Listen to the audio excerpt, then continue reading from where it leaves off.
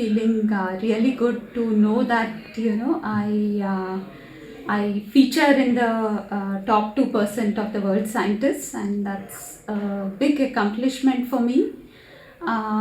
Mainly because I am someone who has traveled a lot of my academic journey in Goa. I did my undergraduation from Government College Khandola, my post graduation in microbiology from Goa University, and then, of course, for my PhD, I went to Pune University. I worked with Agarkar Research Institute in the area of nanobiomaterials. And soon after my PhD, I came back to Goa, and BITS happened. So I joined BITS in 2004.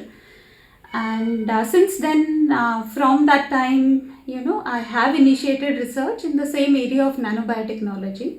BITS Goa, which has been established around 18 years back, it's a fantastic institute, and I am grateful to BITS Goa because it has given an opportunity to not only teaching but also doing research, whatever research I want to do.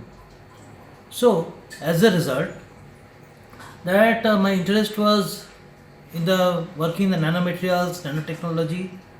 So these things, they are having wide range of application, like starting from water pollution, treatment of the water, as well as the environmentally friendly energy production and energy storage.